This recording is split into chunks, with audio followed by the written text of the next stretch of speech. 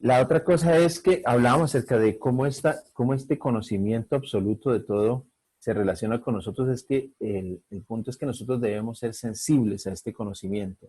O sea, cuando nosotros nos relacionamos con Dios y sabemos que todo, cada advertencia, cada consejo, cada exhortación, incluso cada reto, pues cada regaño, viene de un ser que es absolutamente conocedor de todo.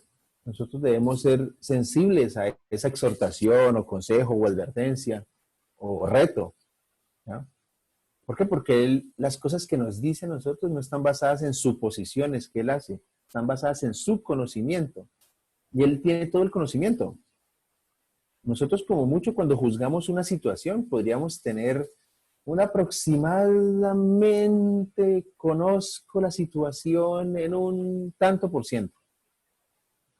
Eso es lo máximo. O puedo, esto lo conozco desde mi punto de vista. Yo puedo juzgar esto desde mi parecer. Dios no tiene eso. Dios tiene todo el conocimiento. Dios no tiene pareceres ni puntos de vista. Dios tiene el conocimiento absoluto. Pues cuando yo me encuentro con que a través de su palabra o en mis tiempos de oración o a través de un líder, el Señor me exhorta, me advierte, me guía, yo debo ser muy sensible a eso que el Señor me está diciendo, porque Él lo sabe todo. Él lo sabe todo y quiere lo mejor para mí. Él tiene todo el conocimiento y tiene todas las ganas de transmitirme ese conocimiento para que a mí me vaya bien. La otra cosa este total conocimiento de las cosas nos afecta o impacta nuestra vida es en cuanto al el consuelo. Cuando nos encontramos frente a circunstancias que son todo un desafío, como lo que estamos viviendo ahora por la pandemia, o circunstancias específicas que son dolorosas, o circunstancias que son simplemente inexplicables, no sé ni de dónde vine ni para dónde va esta situación. Cuando en la vida experimentamos este tipo de situaciones, el consuelo que nosotros tenemos es que nos podemos refugiar en, ese, en esa omnisciencia de Dios, nos podemos refugiar en eso. Dios todo lo sabe. Y Dios no solamente sabe lo que ocurrió, sino también lo que está pasando en este momento y lo que ocurrirá. Yo puedo estar tranquilo de que yo no estoy solo pasando por esta circunstancia que es un desafío, que es un dolor, que me tiene en cierto momento de incertidumbre. No, yo no me puedo perder la firmeza de saber que yo no sé nada, pero Dios lo sabe todo y Dios sabe cómo me siento y cómo lo estoy pasando y cómo se va a desarrollar esto. Y lo más importante, si nosotros creemos lo que la palabra de Dios dice, que es que todas las cosas que Dios permite en nuestra vida o que Dios trae a nuestra vida son para nuestro bien. Entonces yo tengo que descansar también en eso. Bueno, eso me tiene que dar consuelo. No sé por qué me está pasando, no sé por qué estoy viviendo esto, no tengo ni idea de qué es lo que está sucediendo, pero Dios sabe. Y de alguna manera que yo no entiendo, pero Él sí, porque Él tiene claro eso, esto que está pasando es para mi bien. A la larga, los eventos que estoy viviendo son para mi bien. De manera que yo no puedo comprender, pero Él sí, porque Él lo sabe todo. Y eso a mí me debe traer tranquilidad y consuelo. Y la otra cosa la última, en la cual ese eterno conocimiento de Dios, el total conocimiento de Dios impacta en mi vida, es en cuanto a mi sobriedad, en cuanto a yo tener una vida sobria, en cuanto a que yo debo tener una vida que realmente en todos los aspectos honre a Dios, porque yo tengo que, en algún momento voy a tener que comparecer delante de un Dios que todo lo sabe, lo que hice, lo que estoy haciendo y lo que voy a hacer. Eso a mí me debe llevar a pensar en que más que sentirme vigilado, más que sentirme como de alguna manera tiranizado por un ser superior, no, me debe llevar a mí a pensar en, yo quiero andar los caminos que a Dios le agradan, yo quiero andar los caminos que a Dios le satisfacen, que le complacen, y sobre todo yo quiero andar los caminos que no generen ningún reproche de parte de Dios en un futuro, cercano o lejano. Entonces yo quiero manejarme bien en la vida porque Dios todo lo sabe y no hay ningún aspecto que yo le pueda esconder de mí. Y en algún momento, tanto lo bueno como lo malo, el Señor va a hacer un balance de mis cosas, va a hacer un informe y me va a preguntar, y no hay nada que yo le pueda esconder a Dios. Entonces tenemos que andar en total sobriedad, tenemos que andar los caminos rectos del Señor, porque el Señor sabe, y yo no quiero realmente, no quiero, y ese es el trabajo de toda la vida de cada uno de nosotros, porque desvíos hay, cosas, situaciones, pero cada hijo del Señor debe comprender que debe esmerarse por caminar por caminos rectos, porque el Señor todo lo sabe. No hay nada que le podamos esconder, ¿bien? Ese fue el primero que vimos la semana pasada. Luego hablamos de la sabiduría. Claro, primero vemos, Dios todo lo sabe. El Dios todo lo sabe. Todas las posibilidades, todas las situaciones, todas las circunstancias, lo que fue, lo que es y lo que será. La sabiduría de Dios significa que Él, entre todo lo que sabe, Él escoge los mejores planes, los mejores medios, las mejores metas para Él, para nosotros. ¿Ya? Entonces, no solamente Dios sabe todas las cosas, sino que Dios, basado en ese conocimiento absoluto de todo, Él toma las decisiones más sabias posibles. Él siempre va a tomar, basado en todo ese conocimiento que tiene, va a tomar las decisiones que producen los mejores resultados. Claro, los mejores resultados desde la perspectiva de Él. Que a veces Dios toma decisiones que para mí no son un buen resultado, de hecho son todo lo contrario, en mi parecer. Pero Dios, que es sabio, que todo lo sabe, Él toma las mejores decisiones que producen los mejores resultados y busca esos mejores resultados por los mejores medios posibles. O sea, Él no solamente se enfoca en las metas, sino en cómo cumplir las metas. Y siempre, lo que Él se pone, el cumplimiento de las metas y el cómo cumplirlas, siempre va a ser guiado por su sabiduría. Entonces, Él siempre va a decidir, basado en todo su conocimiento, cuáles son las cosas, los procedimientos, las metas a establecerse para producir, perdón, los mejores resultados. Siempre lo va a hacer. Eso es la sabiduría. Ya no estamos hablando de solamente saberlo todo, sino entre todas las opciones, escoger lo mejor. Y Dios siempre va a escoger lo mejor porque Él es absolutamente sabio. Y esto lo vemos por toda la Biblia, lo habla Job, hablan los Salmos. Dice que la perfección de la sabiduría de Dios abunda en todo el universo. No es sino mirar nosotros el universo, que en medio del pecado que se puede vivir en el mundo o algo así, pero uno puede todavía admirar la perfección del plan inicial de Dios. Como en todos los procesos, en todos los detalles que hay, cada parte de la creación es perfecta. Claro, ahorita nosotros la vemos un poquito mucho más bien, contaminada por el pecado y por la maldición que el pecado trae. Pero la creación, el mundo natural que Dios creó es perfecto, es armonioso, todo está bien conectado. Esa es la creación divina, eso es fruto de su sabiduría. ¿Cómo aplica esa sabiduría en nosotros? Bueno, pues recuerden que nosotros, también nosotros vemos que lo decía Romanos 8:28, decía que Dios dispone todas las cosas, lo decíamos ahorita, para el bien de quienes lo aman, de los que han sido llamados de acuerdo con su propósito. Entonces, Dios siempre va a obrar con sabiduría en nuestra vida, va a poner en nuestra vida, va a traer en nuestra vida, nos va a meter en procesos en nuestra vida que nos van a llevar siempre hacia la meta suprema, que es conformarnos a la imagen de Cristo. Todos los días de nuestra vida, en medio de las dificultades que pasen, nosotros podemos apoyarnos en eso. Dios sabe. Y no solamente lo sabe, sino que es sabio. Así que lo que me está pasando, conforme a su sabiduría, es lo mejor que me podría pasar. Y me está pasando precisamente para alcanzar la meta suprema, que es cada vez más parecerme a Cristo. ¿Bien? Eso es importante que nosotros entendamos.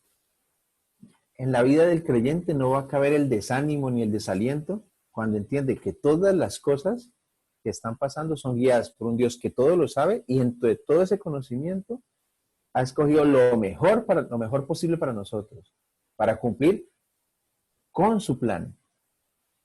Que alcancemos la estatura, el tamaño, la talla de Cristo. Ahora, ¿por qué ese atributo es comunicable? O sea, ¿por qué hablamos de que ese es un atributo comunicable? Pues porque, por supuesto, nosotros podemos pedir con confianza sabiduría a Dios cuando la necesitamos. Lo veíamos la semana pasada y lo traigo a colación de nuevo, que en Santiago 1.5 dice, si a alguno de ustedes le falta sabiduría, pídasela a Dios y Él se la dará. Pues Dios da generosamente sin menospreciar a nadie. ¿Sabiduría para qué necesitamos nosotros? Bueno, para vivir una vida que le agrade a Dios. Para vivir una vida en la cual nosotros demos la honra y la gloria totalmente todo el tiempo a Dios. ¿Ya? ¿De dónde adquirimos esta sabiduría? Bueno, primordialmente tenemos la Biblia, tenemos la palabra. El Salmo 19:7 dice que el mandato del Señor es digno de confianza. Da sabiduría al sencillo. ¿Usted quiere ser sabio? Lea su Biblia. ¿No? Lea su Biblia. Es bueno que nosotros anhelemos tener la sabiduría de Dios con nosotros. Es bueno que nosotros lo tengamos. Es bueno que nosotros queramos seguir sus caminos, vivir de acuerdo a sus sabios consejos, a sus sabios mandamientos.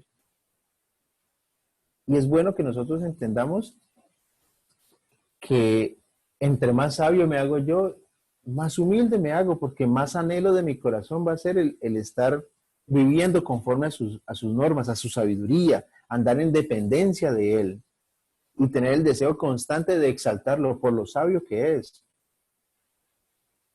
¿Ya? Entonces, la sabiduría de Dios es comunicable a nosotros, no enteramente, no podemos llegar a ser nunca tan sabios como Dios, es imposible. Pero podemos participar de su sabiduría, podemos pedirle sabiduría. ¿Ah? En términos cotidianos del cada día, va a haber frecuentes ocasiones, va a haber muchas ocasiones en las cuales yo no voy a entender, y nos va a pasar a todos, no entender por qué Dios permite que suceda tal o cual cosa. En esos momentos yo tengo que apoyarme en la sabiduría de Él. Dios, de nuevo, es infinitamente sabio. Nosotros no. ¿No?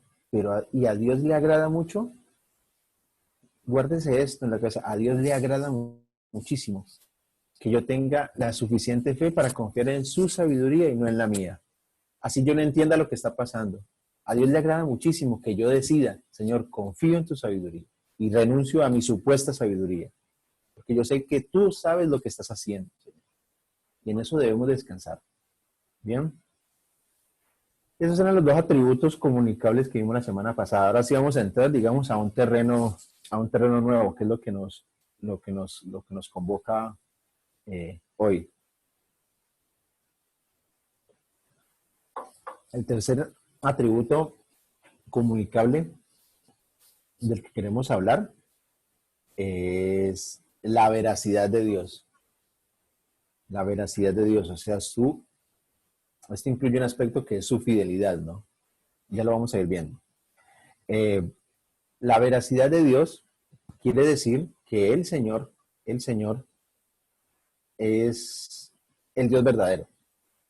La veracidad de Dios quiere decir que Dios es verdadero y que todo su conocimiento y todas sus palabras no solamente son verdad, sino que son la norma suprema de lo que es verdad.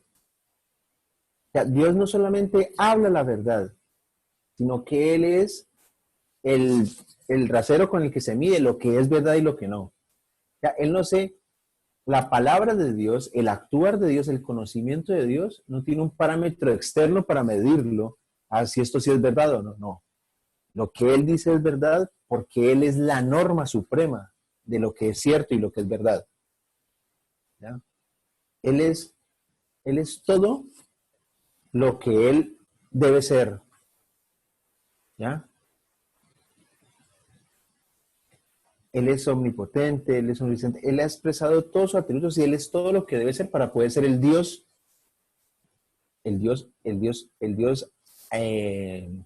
ese Dios sobrenatural y único que nosotros tenemos.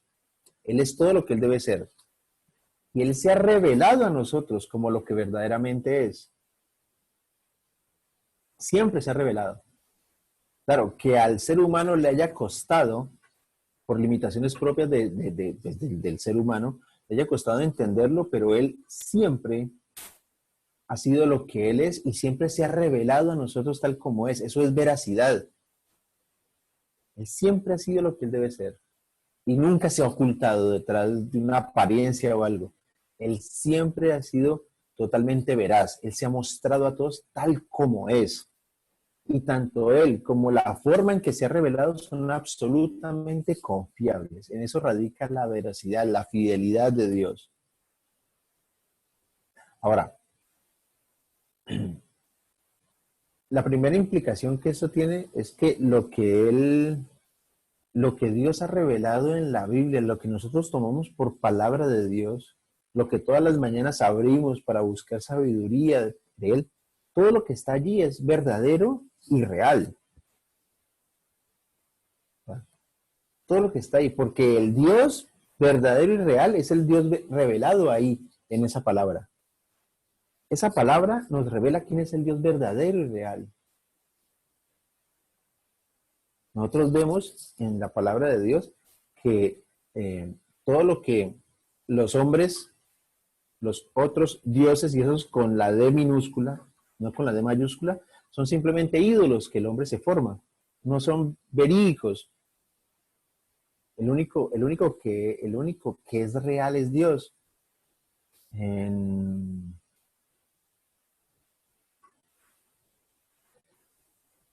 Jeremías 10, del 10 al 11 dice, pero el Señor es el Dios verdadero, el Señor es el Dios verdadero, el Dios viviente, el Rey eterno.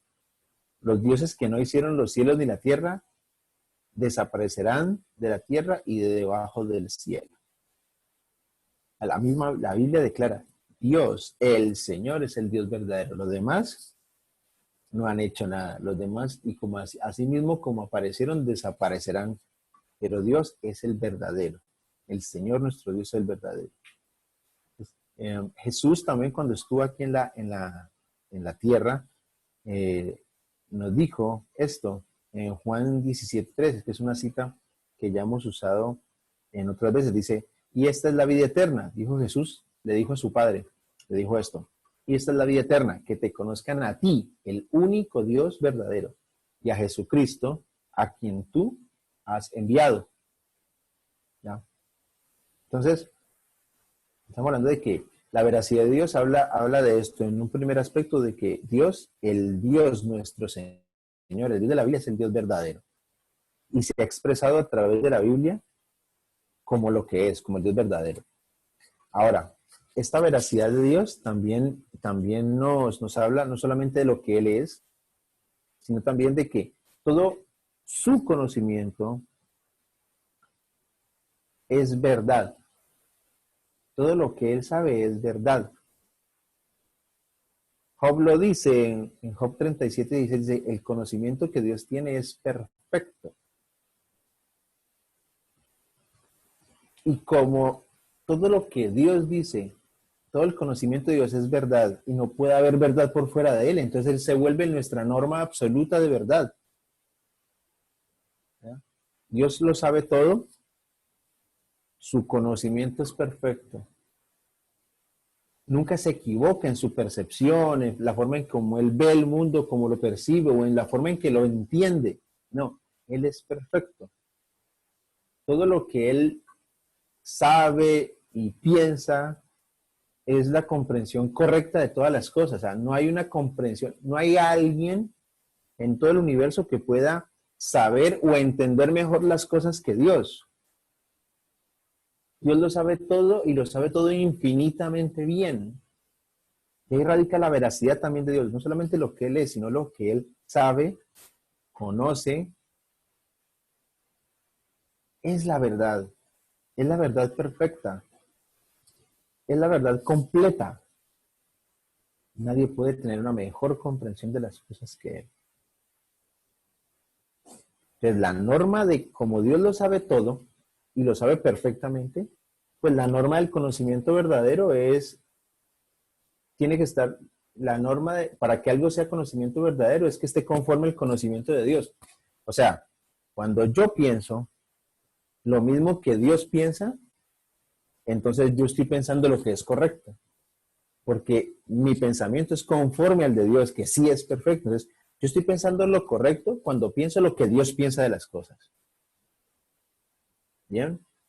Por eso el mundo choca muchísimas veces con los cristianos, con los hijos de Dios. Porque cuando nosotros juzgamos una situación, llámese como se llame, y ahora hay muchísimas cosas, ve uno por todas partes un montón de cosas sobre las cuales Dios tiene una idea clarísima, la ha transmitido de manera clara y se ha demostrado en el tiempo de que es verdad. Pero cuando nosotros en este momento expresamos esas verdades de Dios que Él nos entregó, que se ha demostrado que son correctas, que nacen de su conocimiento eterno y absoluto de todo y de su sabiduría, y nosotros expresamos esas verdades, normalmente vamos a encontrar que somos atacados. ¿Ya? ¿Por qué? Porque el mundo no quiere pensar las cosas que Dios piensa. El mundo no quiere pensar de la manera que Dios le manda a pensar. El mundo no toma a Dios ni a su palabra como una norma, como una autoridad final, sino que el mundo piensa, esa es la opinión que tiene Dios, eso es lo que ustedes creen, pero nosotros creemos y por eso hay tal cantidad de cosas en el mundo, porque se perdió el absoluto. Dios es veraz y lo que Dios dice es veraz. Dios es cierto y lo que Él dice es cierto. Y no hay ninguna verdad por fuera de Él. No hay tal cosa como la verdad de Dios y otras verdades, o tu verdad y mi verdad, no. Está la verdad de Dios y lo demás son opiniones. ¿Qué debemos hacer nosotros? Nos movemos en los caminos que Dios ha trazado como ciertos. Nos movemos en la verdad de Dios. Por eso les decía que cuando nosotros pensamos lo mismo que Dios piensa, y obviamente actuamos en consecuencia de eso, entonces estamos pensando y actuando de manera correcta, porque estamos conforme a lo que Dios dice. En Dios no hay equivocación, en Dios no hay sombra ni duda. Entonces, es importante que nosotros entendamos que Dios es absolutamente confiable y fiel a sus palabras. Dios es absolutamente confiable y fiel a sus promesas. Dios siempre lo que promete, lo hace. Él nunca va a ser infiel a sí mismo, a lo que Él es, a su verdad ni a sus promesas. ¿Ya? Deuteronomio 32:4 lo dice así simplecito, dice, Dios es fiel. Dios es fiel. Dios es veraz. Él es verdadero, sus palabras, su conocimiento es verdadero y Él es fiel a eso que Él es. Él siempre hará lo que dice. Él siempre actuará en consecuencia de lo que Él sabe, de su sabiduría, de su ser, de su carácter. Y siempre cumplirá lo que prometió. Cuando nosotros nos entendemos que Dios es veraz y fiel en todo, es cuando podemos entrar en la dimensión de la verdadera fe. Esa es la esencia de la verdadera fe. Yo le tomo la palabra a Dios, ese Dios que es absolutamente veraz, que todas sus palabras y su conocimiento es verdad, que es fiel a sus atributos, que es fiel a su esencia y que cumple lo que promete. Entonces yo decido, en ese Dios voy a poner toda mi fe. Voy a poner toda mi fe, porque confío en que Él hará todo lo que ha prometido. Esa es la esencia de la verdadera fe. Por eso los cristianos, por eso cuando un cristiano se expresa diciendo que la fe es ciega, no hay que tener fe ciega, eso es un imposible. Yo no puedo confiar en lo que no conozco. Decir que yo tengo una fe ciega en Dios, lo que estoy declarando básicamente es yo no conozco a Dios. La fe que nosotros los creyentes tenemos en Dios no es una fe ciega. confiamos en aquel que conocemos, que no conocemos perfectamente porque es imposible, pero conocemos muchas cosas de Dios por la forma en que ha actuado en mi vida, por lo que yo puedo ver en su creación, por lo que me habla a través de su palabra. Y como Dios es veraz, como Dios es fiel a lo que Él es y a lo que Él promete, entonces yo puedo decir, en este Dios que conozco, que sé cuáles son sus atributos, puedo depositar toda mi fe. Esa es la esencia de la fe. La fe tiene que ser, la fe no es, la fe que nosotros tenemos en Dios no es una fe ciega. Nosotros podemos conocer a Dios y optar por confiar en Él, en su ser y en sus promesas, en su palabra y en su conocimiento. Ahora, este es un atributo comunicable. Entonces, la veracidad de Dios también es comunicable porque nosotros podemos, en parte, imitarla, tratando de tener que, primero que todo, el verdadero conocimiento acerca de Dios y de su creación. Entonces, yo primeramente, esa veracidad de Dios, es comunicable a mí porque yo puedo aprender, yo puedo tener conocimiento. Como les decía ahora, en la medida que yo conozco más, me doy cuenta de que tal cosa de como una fe ciega no existe. Entonces yo puedo conocer acerca de Dios, puedo conocer acerca de su mundo, puedo empezar a tener pensamientos verdaderos acerca de Dios y acerca de su creación. Claro, cuando yo me decido a abrir mi Biblia y decir voy a conocer a Dios, yo quiero permitirle a la Biblia que me guíe a través de mis observaciones. Ay, yo veo que el mundo es así, ¿qué dice la Biblia? Y yo interpretar lo que pasa, lo que veo, lo que observo, mis pensamientos, mis procesos mentales, interpretarlos a la luz de la palabra de Dios. La Biblia me ayuda a interpretar el mundo, digamos, natural. Cuando yo permito eso, yo empiezo a tener verdadero conocimiento acerca de quién es Dios. Yo empiezo a interpretar las cosas a la luz de la veracidad de su palabra, de la veracidad de quién es Él. Entonces, cuando yo me meto en este proceso, yo puedo también desarrollar en mí lo que les decía ahora, yo puedo empezar a pensar los pensamientos de Dios en ciertas cosas. Yo puedo empezar realmente a basar mi observación y mi comprensión de las cosas en cómo Él las observa y las comprende. ¿Ya? Claramente este es un proceso al cual nunca le vamos a ver final. ¿Por qué? Porque en este proceso de cada vez crecer más y hacernos semejantes a Cristo, hacernos semejantes a Dios, es una historia de nunca acabar, porque Dios es vasto, infinito, eterno, pero nosotros tenemos que hacer el esfuerzo continuo, diario, de conformar nuestros pensamientos a los pensamientos veraces, a las características fieles de quién es Dios. Eso nos va a hacer cada vez más semejantes a Dios. Eso es algo transferible. Nosotros podemos también experimentar y apropiarnos de la veracidad de Dios y vivirla. Y juzgar el mundo en el que estamos y las situaciones por las que pasamos a la luz de la veracidad de Dios. ¿Ya? Esto es crecimiento espiritual, esto es entendimiento. Pablo nos dice en Colosenses 3:10, Pablo dice que cuando nosotros nos vestimos de la nueva naturaleza, o sea, cuando nosotros nos hicimos hijos de Dios, la nueva naturaleza, Pablo dice que ésta se va renovando en conocimiento a imagen de su creador. Pablo nos dice esto. Se va renovando en conocimiento. Nosotros con este atributo que es comunicable a nosotros en medio de la sociedad a la que le importa muy poco la verdad de las palabras habladas. Yo me acuerdo cuando hablaba con mis abuelos, incluso con mi papá, me contaba, y me imagino que esta es la experiencia común a cualquiera de ustedes.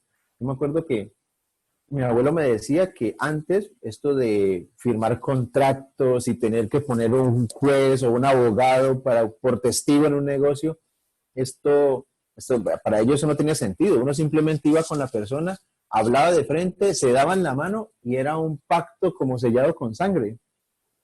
Se hablaba la verdad, listo, yo te voy a hacer eso. Y así sucedía. Esto se ha perdido con el tiempo. Nosotros como hijos de Dios debemos entender que en este mundo, en esta sociedad, a la cual le importa muy poco la verdad de las palabras habladas, nosotros debemos imitar a Dios, debemos imitar a nuestro Creador. Y nosotros debemos prestar mucha atención para que siempre nuestras palabras sean ciertas, como las de Él lo son. Bien. En Efesios 4:25 dice, por lo tanto, dejando la mentira, hable cada uno a su prójimo con la verdad.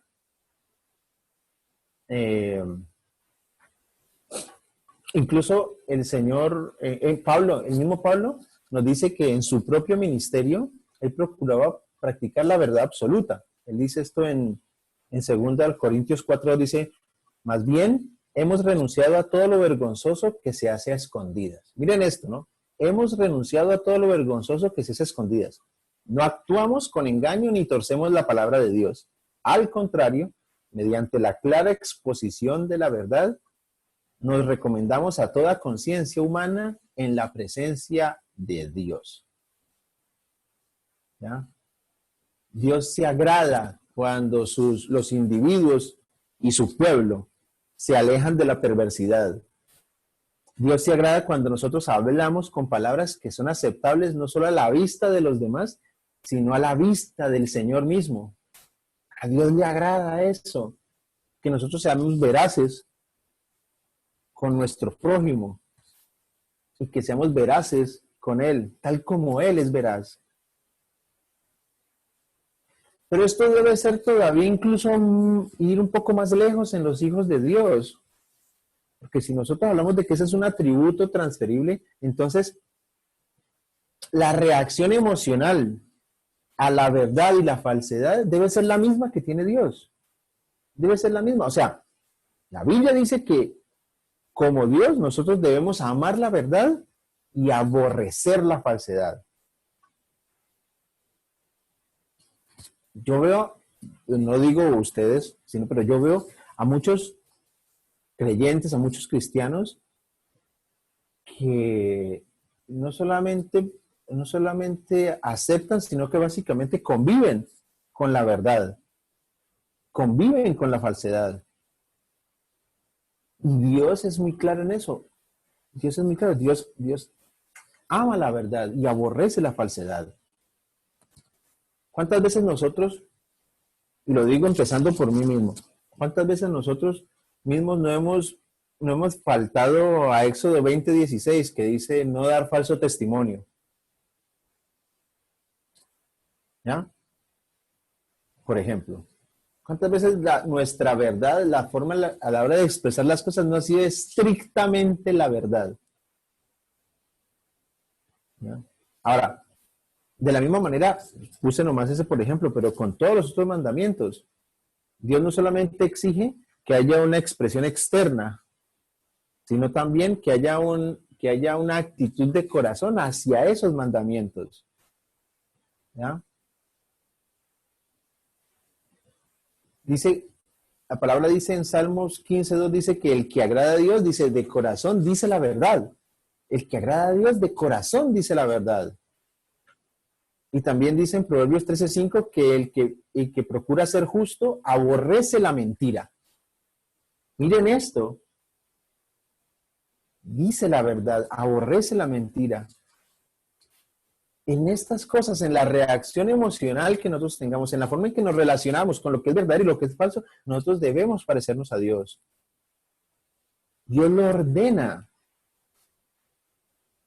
Dios lo ordena porque Él lo aborrece. Zacarías 8:17 nos dice eso. Dice, no maquinen el mal contra su prójimo, ni sean dados al falso testimonio, porque yo aborrezco todo eso, afirma el Señor. Aborrezco. Entonces Dios nos está diciendo, de la misma manera que yo aborrezco la mentira y amo la verdad, ustedes, mis hijos, tienen que ser así. esa es la forma en que nosotros debemos expresar ese atributo comunicable también. La falsedad y la mentira no proceden de Dios, sino que provienen del otro, provienen del enemigo, provienen de ese que se deleita en la falsedad. ¿Ya? El Señor Jesús hace una descripción muy categórica al respecto, muy vertical. En Juan 8:44 dice, hablando del enemigo, del otro, hablando de Satanás, dice, cuando miente, expresa su propia naturaleza, porque es un mentiroso. Es el padre de la mentira. Mentir no es solamente malo por el daño que produce en las relaciones, sino por una razón mucho más profunda. Cuando yo miento, cuando yo no soy veraz, cuando yo no soy fiel, que es el atributo que estamos mirando, yo deshonro a Dios. Yo rebajo la gloria de Dios cada vez que yo miento, no soy veraz o no soy fiel. ¿Por qué? Porque la Biblia declara que nosotros somos creados a imagen y semejanza de Dios y con el propósito de reflejar la gloria de Dios en nuestras vidas. Cada vez que yo no soy veraz, cada vez que yo no soy fiel, cada vez que yo miento, estoy actuando de una manera que es contraria al carácter de Dios. ¿Cómo le estoy yo dando la gloria a Dios? A través de un comportamiento que va en contra de lo que Él es.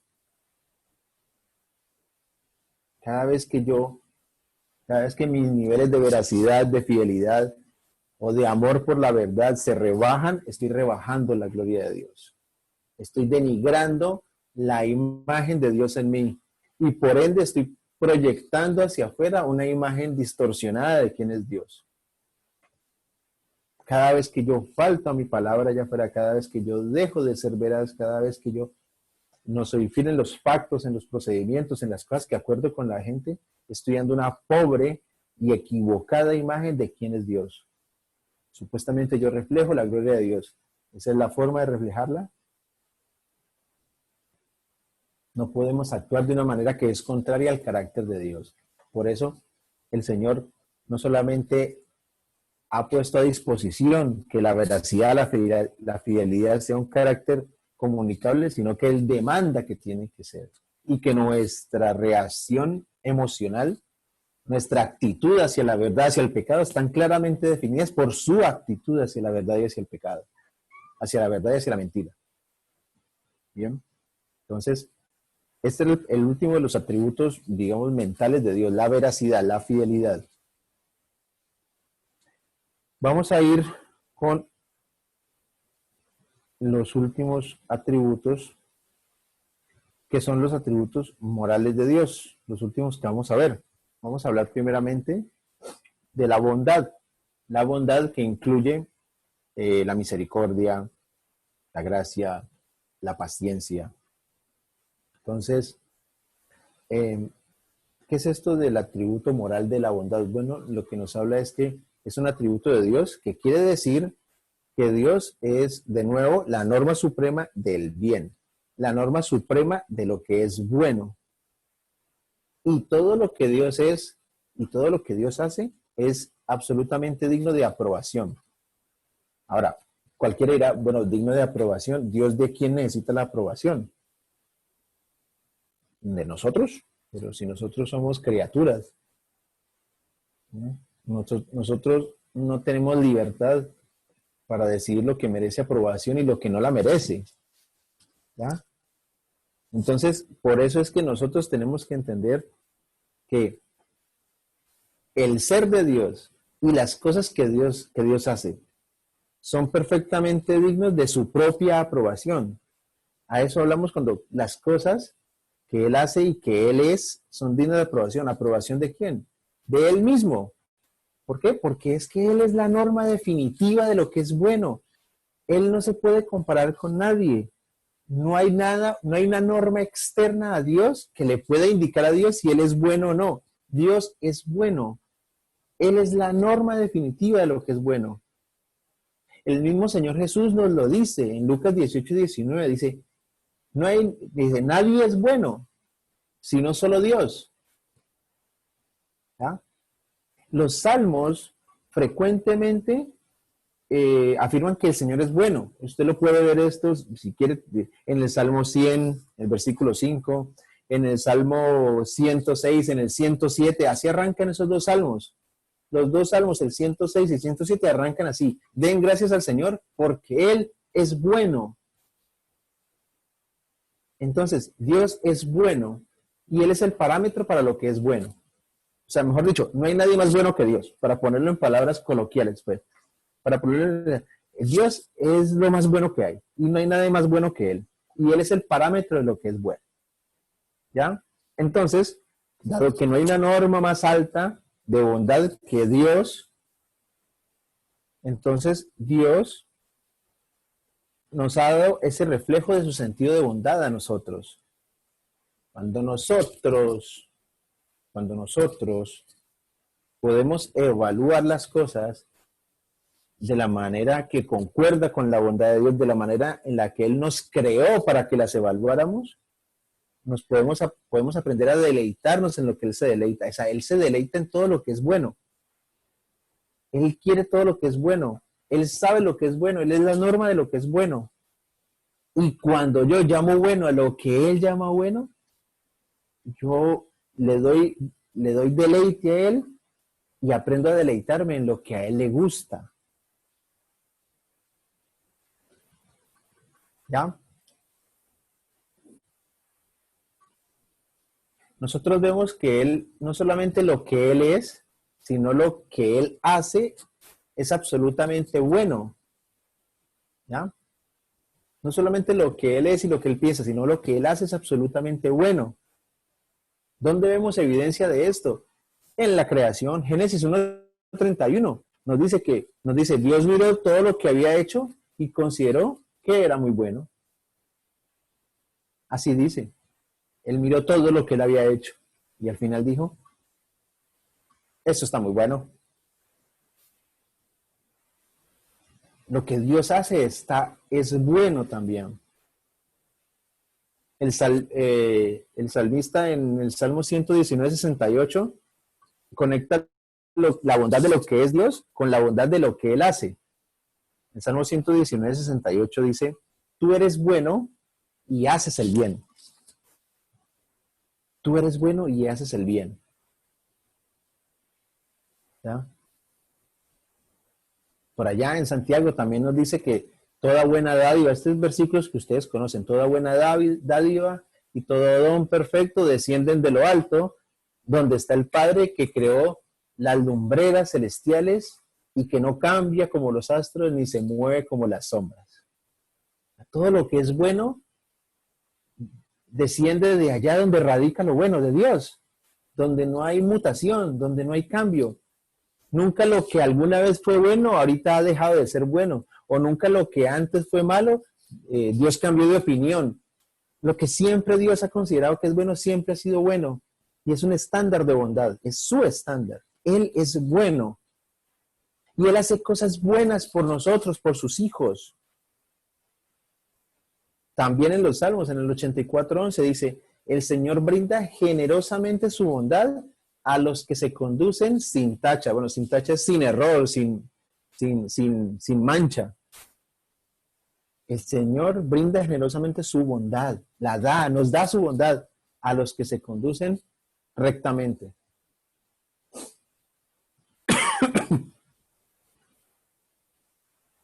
Pero también el Señor Jesús nos enseña con sus palabras de que Dios es mucho mejor incluso que nuestros padres terrenales. ¿Recuerdan ustedes que el Señor Jesús hablaba acerca de quién de ustedes, si su hijo le pide un pan, le dará una roca, o si pide un pez, le dará una serpiente? Pues de la misma manera, si ustedes, padres terrenales, pues estoy parafraseando un poco, que son imperfectos, saben dar buenas cosas a sus hijos, ¿cuánto más dará Dios cosas buenas a los que le pidan? La bondad de Dios en nuestra vida es una actitud paternal que expresa su amor, que siempre, la bondad de Él siempre va a llevar a nuestro bien. ¿Ya?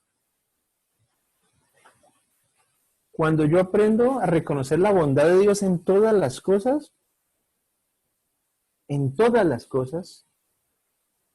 esto me lleva, me impulsa a dar gracias a Dios en toda situación. Yo tengo que aprender eso. Si Dios es bueno, y es importante que esto lo entendamos, si Dios es bueno y solo sabe dar cosas buenas a sus hijos, entonces la situación por la que yo estoy pasando, independientemente de lo difícil, de lo desconcertante, de lo inusual, de lo dolorosa que pueda ser, yo debo entender esto de una manera que yo no entiendo, pero Dios sí, de una manera que yo no entiendo, es bueno. ¿Por qué? Porque proviene de alguien que solo desea lo mejor para mí. Esas son verdades muy complejas de entender a veces porque cualquiera dirá, pero ¿cómo en medio de mi enfermedad o de mi escasez o de mi corazón roto, cómo puedo yo decir esto es bueno? Por fe. Lo puedo decir por fe, porque si yo creo que Dios es bueno y que todo lo que hace es bueno y que quiere lo mejor para mí, entonces yo tengo que entender que cada situación de mi vida, de alguna manera que yo no conozco, es buena y va a producir algo bueno en mí. Cuando yo puedo estar seguro de eso, yo inmediatamente me vuelvo en gratitud a Dios. Señor, gracias. Gracias por esta situación que no entiendo. Gracias por esta situación que me está doliendo. Pero como tú eres bueno, yo sé que de una manera que yo no logro entender, esto es bueno para mí. Esto está formando mi carácter. Esto está puliéndome. Esto está preparándome para cosas mayores. El conocimiento de la gran bondad de Dios debe impulsarme. A todos nosotros debe impulsarnos a dar gracias a Dios en toda situación.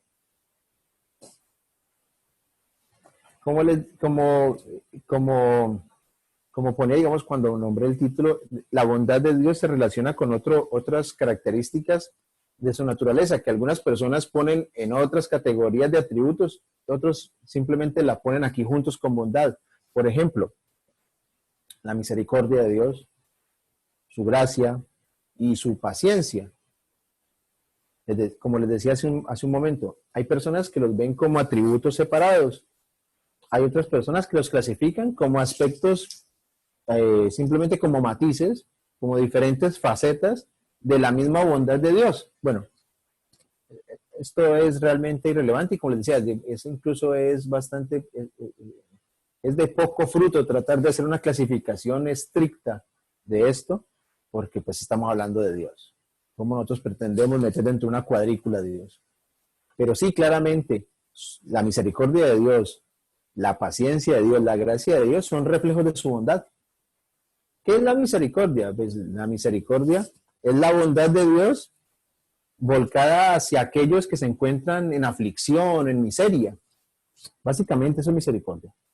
¿Qué es la gracia de Dios? Pues la gracia de Dios quiere decir que Dios en su bondad ha hecho que aquellos a los que solo merecían un castigo, ahora tengan una relación con Él y asegurada la vida eterna. Nosotros. Eso es gracia de Dios. Solo merecíamos el castigo. Dios decidió que no, que nos iba a dar otra cosa diferente. La paciencia de Dios, bueno, en su bondad, Dios declara que Él es lento para enojarse. Esos son entonces, la bondad como tal, la misericordia, la gracia, la paciencia de Dios son aspectos de la misma bondad. ¿Bien? Entonces, ¿cómo nosotros reflejamos este atributo comunicable en nuestra vida? Pues primeramente nosotros debemos buscar todos los días de nuestra vida, en todo, hacer el bien. ¿Qué es el bien? Lo que Dios aprueba. No es lo que a mí me parece, no es lo que yo pienso, no es lo que el mundo me dice. Yo tengo que hacer el bien, que es lo que Dios aprueba. Yo debo imitar la bondad de mi Padre Celestial. Yo debo hacer lo que Pablo dijo por allá en Gálatas 6:10. Dice, por lo tanto, siempre que tengamos la oportunidad, hagamos bien a todos y en especial a los de la familia de la fe. Cuando nosotros reconocemos en Dios que Él es bueno y que Él es la definición de todo lo que es bueno, nosotros simplemente y nos damos cuenta que no tenemos otra alternativa y nos volcamos a Él. Ese Dios que es bueno y que todo lo que de Él emana es bueno, ese es el Dios que yo busco. Ese es el bien supremo que yo anhelo tener. Ese es el Dios, el Padre con el que yo me quiero relacionar. Y yo voy a buscar, no solamente beneficiarme de ese atributo de bondad de Dios, sino también replicarlo en otros, sino compartirlo, reflejarlo al mundo, hacer el bien a todos. En especial, como dice ahí, con los de la familia de la fe. El atributo siguiente que vamos a mirar es el amor de Dios. Otro atributo comunicable, el amor de Dios. ¿Qué es el amor? El amor básicamente es darse uno mismo para beneficio de otro. Y en ese sentido Dios eternamente se ha dado para beneficiar a otros. Siempre esa ha sido la actitud de Dios. ¿Ya? Es parte de la naturaleza de Dios darse a sí mismo a fin de bendecir, a fin de dar bien a otros. Es parte de la naturaleza de Dios, es parte de su esencia, darse Él mismo para bendición, para beneficio de otros. ¿Ya? La Biblia es clara en el sentido de que la Biblia no nos habla de que Dios contiene amor o que Dios posee amor. La Biblia nos dice, en 1 de Juan 4:8, dice, Dios es amor, Él es amor. ¿Ya? Y es un atributo que no solamente se expresa cuando la humanidad fue creada, sino que se expresa desde antes de la creación. Recuerden ustedes que ya habíamos tocado este versículo hace como 2 semanas, que en Juan 17:24 el Señor Jesús le habla al Padre diciendo, la gloria que me has dado porque me amaste desde antes de la creación del mundo. ¿Ya? La expresión de amor de Dios existe desde antes. No somos el único recipiente sobre el cual Dios ha volcado su amor. Este amor ha sido preexistente a la creación. Ha estado siempre.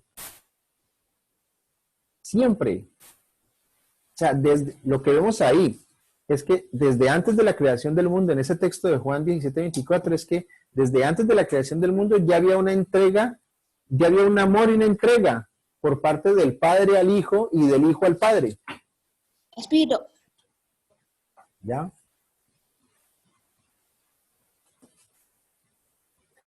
El Señor Jesús muchas veces expresó que Él también amaba al Padre de la misma manera que Él lo amaba.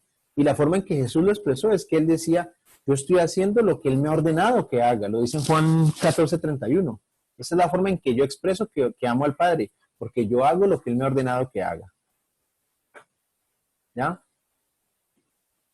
Entonces, antes de la creación ya existía esa relación eterna de amor entre el Padre y el Hijo. Y la Biblia no lo dice, pero presumiblemente también entre el Espíritu Santo.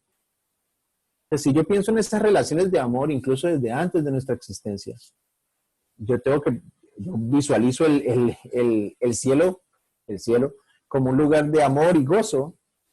¿Por qué? Porque cada una de las personas de la Trinidad estaban en esa relación de darle amor y gozo, felicidad a las otras dos. Pero claro, el Señor nos ha creado y la humanidad existe. Y hay una clara relación de ese amor de Dios hacia la humanidad. Especialmente su amor expresado a los pecadores. En 1 Juan 4:10 nos dice el texto que también ustedes conocen, dice, en esto consiste el amor, no en que nosotros hayamos amado a Dios, sino en que Él nos amó y envió a su Hijo para que fuera ofrecido como sacrificio por el perdón de nuestros pecados. ¿Ya? Ustedes lo recuerdan, es un texto que todo cristiano conoce, Juan 3:16, dice que de tal manera amó Dios al mundo que dio a su Hijo unigénito para que todo aquel que en Él cree no se pierda, sino que tenga vida eterna. Son textos que conocemos, la expresión del amor, la entrega total. Dios se entregó para el bien de nosotros. Dios se da eternamente para el beneficio de otros, en este caso de la humanidad. O sea, nosotros debemos vivir en un gran gozo, sabiendo que el propósito de Dios Padre, Dios Hijo y Dios Espíritu es darse a sí mismos a fin de que nosotros podamos tener verdadero gozo y felicidad. Eso es lo que persigue el amor de Dios. El amor de Dios lo lleva a Él a entregarse para que nosotros podamos acceder a verdadero gozo y felicidad. Es su naturaleza. Dios quiere actuar de esta manera y siempre actúa de esta manera sobre aquellos en quienes ha puesto su amor. Y como Él no cambia, esta es la manera en que Él siempre va a actuar por toda la eternidad. Siempre lo ha hecho así y siempre lo va a seguir haciendo con nosotros. Dios ha decidido amarnos, entregarse por nosotros y nunca va a echar para atrás esa decisión. Eternamente podremos vivir en gozo y felicidad. ¿Por qué? Porque tenemos su amor. ¿Cómo nosotros, de nuevo, ya que es un atributo comunicable, cómo nosotros podemos imitar ese atributo? Pues primero, la primera forma es devolviéndole a Dios amor en manera de devolución, de manera recíproca, pues. Dios me ama, entonces yo le amo. La segunda manera en que podemos imitar esto es la forma en que, la misma manera que Dios ama a todos nosotros, amar también a los demás. Ahora, estas dos cosas, amar a Dios y amar al prójimo, están resumidas en Mateo 22. Al Señor le preguntan, ¿cuál es el mandamiento más importante? Y el Señor lo resume de esta manera maravillosa. Perdón. Dice, ama al Señor tu Dios con todo tu corazón, con todo tu ser y con toda tu mente. Y luego dice, ama a tu prójimo como a ti mismo. Entonces, nosotros podemos, cuando lo amamos a Él, de la misma manera en que Él nos ama y nos trae gozo y alegría, nosotros al amarlo a Él le damos gozo y alegría también. Si yo amo a Dios, pues obedezco sus mandamientos y eso obviamente le va a dar gozo y alegría a Él. ¿Ya? Si yo amo al Señor, entonces decido no amar al mundo y eso le trae gloria, gozo y alegría a Él. ¿Ya? Y yo hago estas cosas entendiendo que Él me amó primero. Él me amó primero. Ahora, súmele a esto, esa es la relación con Dios. Sumémosle a esto nuestro amor dentro de la comunión con los creyentes. Eso es imitación del amor de Cristo. ¿Ya? Yo como creyente amo a los otros creyentes, amo a las otras personas. Amo a mi prójimo. Y esa es la manera en que todo el mundo puede reconocer que yo soy de Cristo.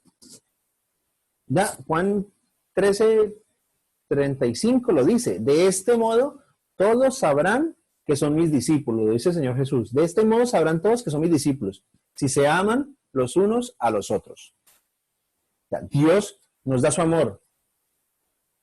Con su amor nos capacita para que nosotros podamos amarnos entre nosotros, para que lo amemos a Él y para que amemos a otros. Y sobre todo, y este es de pronto el aspecto más difícil de esto, y es para que se queden reflexionando, nuestro amor por aquellos que nos desean el mal, o sea, lo que podríamos llamar nuestros enemigos, refleja de una manera muy especial el amor de Dios. Porque es muy fácil amar al que nos ama.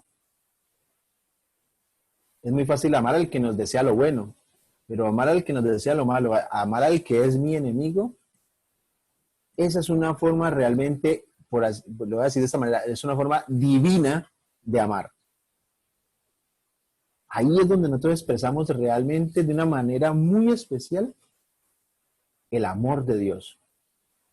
Bien, para que se queden reflexionando en esto. Ya vamos terminando, vamos a hablar acerca de la santidad de Dios. La santidad de Dios es, nos habla acerca de que Dios está separado del pecado. ¿Ya? Él está separado del pecado y no tiene nada que ver con el pecado. Él está absolutamente separado. Él está en un lugar que es santo. Él es santo y el lugar donde Él está es santo. ¿Bien? En la Biblia lo vemos muchas veces, que se habla del Santo de Israel. En Apocalipsis vemos que los serafines cantan en la visión en la visión del final que está en Isaías 6:3, perdón. Vemos que los serafines cantan alrededor del trono, santo, santo, santo, es el Señor Todopoderoso. Toda la tierra está llena de su gloria. Bien. El Señor nos dice, sean santos, porque yo, su Señor, soy santo. El Señor nos habla también en Éxodo de que nos dice, en Éxodo 19, nos dice, ustedes serán para mí un reino de sacerdotes y una nación santa. Durante toda la palabra el Señor está hablando de santidad, de que Él tiene una cualidad moral que los separa del mal y los lleva, a nosotros nos debe llevar a la devoción de para darle gloria y honor a Dios. ¿Ya? Nosotros, como creyentes del nuevo pacto, debemos buscar esa santidad de Dios. ¿Ya? Porque Hebreos 12:14 dice que sin santidad nadie verá a Dios. Y Dios dice también en Hebreos 12:10, dice que el Señor nos aplica disciplina para que participemos de su santidad. Llegar a ser santos, como Dios es santo, es importantísimo para nosotros. ¿Ya? Va a llegar un momento en que todo en la tierra estará separado del mal, purificado del pecado y dedicado al servicio de Dios. Entre hoy y ese momento tan especial, nosotros tenemos que perseverar en el camino de la santidad para que seamos santos como Él es santo. En Él no hay duda, no hay vacilación, no hay mancha, no hay un punto negro, digámoslo así, en toda la blancura, en todo lo inmaculado que es Dios. Nosotros debemos imitar esto. Bueno, vamos a dejar acá para terminar. Es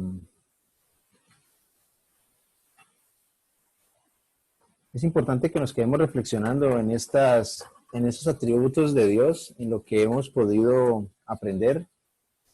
Es importante que nosotros podamos darnos cuenta de que hay muchos otros atributos que podemos buscar según la clasificación. Seguro alguno me dirá, uy, se te quedó por fuera este atributo, se te quedó otro. Cualquiera podrá estar pensando en este momento, bueno, ¿y dónde quedó la justicia, la rectitud de Dios? En otras clasificaciones hablan de el celo, la ira. Bueno, la idea es que no era hacer de esto un estudio teológico, esto se hace en otros espacios. La idea era hacer de esto una prédica, un mensaje de reunión de domingo, en el cual nosotros no solamente, no era que pretendiéramos alcanzar toda la iluminación acerca de los atributos, sino que pudiéramos irnos con incluso inquietudes al respecto. Quiero saber más, quiero aprender más, quiero conocer más. ¿Dónde se puede leer? Aldemar, ¿dónde consigo? ¿Dónde leo? ¿Cómo aprendo? Bueno, la inquietud, que nos vayamos con esa inquietud de conocer más quién es nuestro Dios, es muy buena. Eso significa que nos hemos dado cuenta de que tenemos un Dios tan maravilloso que todavía hemos aprendido apenas un poquitico a conocerlo, que falta muchísimo, que todavía es muy vasto lo que podemos aprender de Él. Pero en lo que ya sabemos de Él, procuremos imitarlo. En las cosas que ya sabemos de Él, que no podemos imitarlo, adorémoslo, alabémoslo por lo que Él es, maravillémonos en el Dios que tenemos y procuremos de verdad parecernos a Él en las cosas que Él anhela que nos parezcamos. Ese tiene que ser el sentido de esto. Entonces yo quiero conocerlo porque yo quiero parecerme. En lo que me puedo parecer, quiero parecer. Y en aquellas cosas que son únicas de Él, quiero doblar rodilla y admirarlo por lo que es y por cómo actúa. Si somos hijos de Dios, debemos reflejar la gloria de Dios en las cosas que podemos hacerlo. Es un camino largo, es un camino difícil, es un camino de mucho estudio, de mucha oración, y de mucha decisión, porque va a ser mucho más fácil desviarse. Pero tenemos que perseverar. Tenemos que seguir adelante. Tenemos que cada vez buscar parecernos cada vez más a nuestro Creador, del que fuimos hechos a imagen y semejanza. Vamos a orar por esto para que podamos terminar la reunión hoy. Amado Señor, te queremos dar muchas gracias por este tiempo que nos has permitido compartir. Gracias, Señor, por estos días en los cuales hemos solamente rayado, escarbado un poquito por encimita, Señor, en el conocimiento de sus atributos, Señor. Hay muchísimo todavía por aprender de ti, Señor. Hay cosas que se quedaron por fuera y que seguramente alguno juzgará que era más importante hablar de esto, de lo otro, Señor. Siempre se va a quedar algo por fuera cuando cuando el centro de la conversación seas tú, Señor. No nos alcanzaría todo el tiempo, toda la eternidad, no nos alcanzaría para terminar de hablar acerca de lo que eres, lo que haces y cómo actúas, Señor. Sería un ejercicio para quedarnos haciendo toda la eternidad, hablando de cuán grandioso eres y cuán maravilloso eres, Señor. Desde este lado, Señor, de la eternidad que estamos viviendo todavía, tenemos que anhelar, y es lo que queremos, Señor. Llénanos por tu Santo Espíritu, llénanos del anhelo diario de esforzarnos por parecernos más a ti, Señor, en las cosas que tú deseas que nos parezcamos. Y en aquellas cosas que solamente te pertenecen a ti, Señor, que no cesemos nunca de maravillarnos, que no cesemos nunca de alabarte por lo que eres, que no cesemos nunca de darte la gloria, Señor, por aquellas cosas que te hacen único, excepcional y sin comparación en todo el universo, Señor.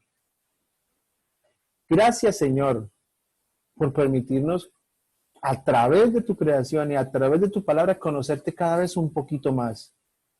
Señor, queremos seguir experimentando tu grandeza en nuestra vida, tu bondad, tu sabiduría.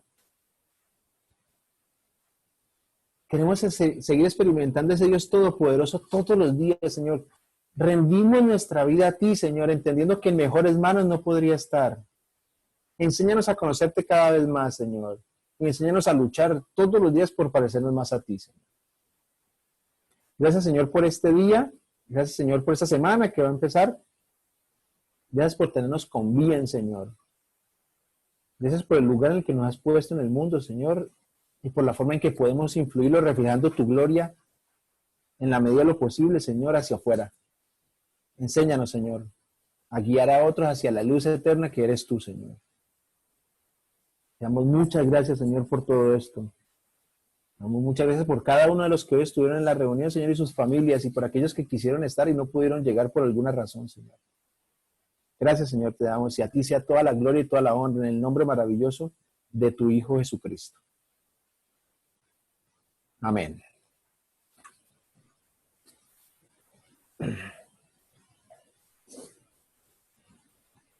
Bueno, enciendan las camaritas para que se despidan, déjense ver, por favor. Ahí estamos. Saluden, saluden. Hola, ¿cómo están? Por ahí están los ritmos, por ahí está la familia Ramírez. Hola, hola.